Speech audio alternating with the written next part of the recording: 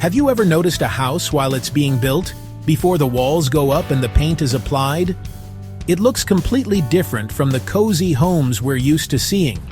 At this stage, you can see the true skeleton of the house, its wooden frame, which acts like the bones of a living creature, giving the building its shape and strength. This frame is made up of many pieces of wood, each carefully measured and cut. Before anything else is added, these beams and studs are put in place to create a strong foundation for the rest of the house.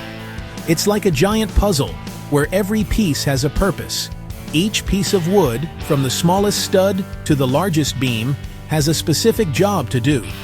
Together, they work as a team to hold up the roof, support the floors, and keep everything inside safe and secure.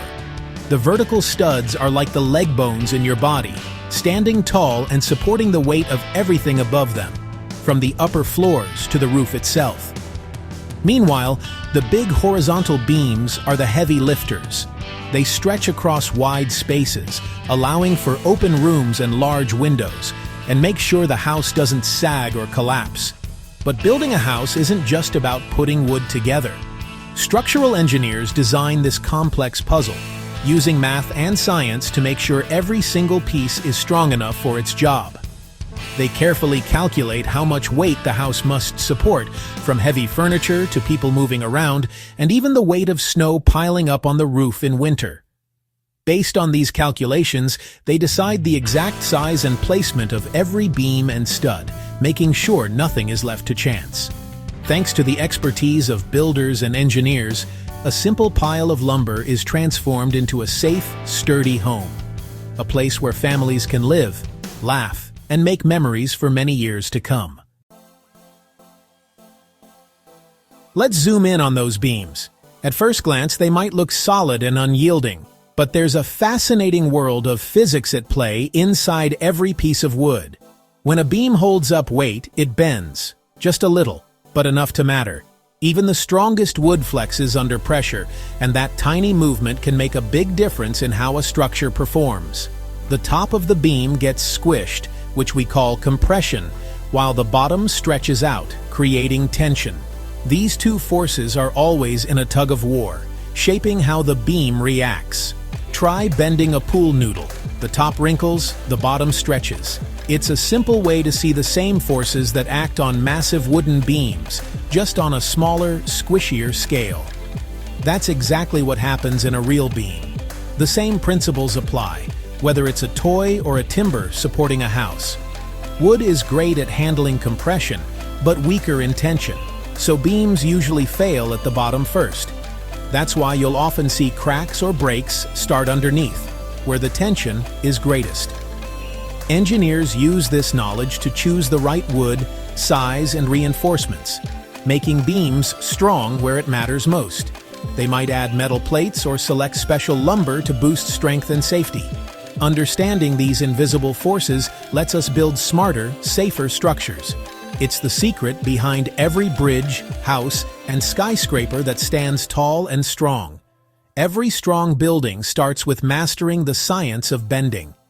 By respecting these forces, we create structures that last for generations. Now let's see how this all comes together in a real house, where every piece of wood and every beam has a specific job to do. The way floors and walls are built is crucial for the strength and safety of the entire structure. Floor joists, those long beams under your floor, are always installed on their narrow edge, not flat. This might seem odd at first, but it's a key detail in construction. By standing the joists on edge, builders make the most of the wood's natural strength, allowing the floor to support heavy loads without sagging or flexing. Why is this so important? A deeper beam is much stronger, just like a ruler is harder to bend on its edge than on its flat side.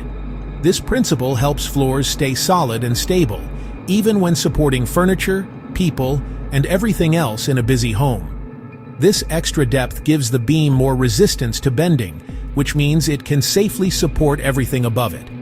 The deeper the joist, the more weight it can carry, making it a vital part of the floor's structure. When it comes to walls, vertical studs carry the weight straight down to the foundation. But for windows and doors, we need headers, special horizontal beams that bridge the gap and transfer the load to the studs on either side, so the wall stays strong even with big openings. This creates a continuous load path, safely moving weight from the roof across the opening and down to the foundation. Every part of the wall works together to keep the house stable and secure.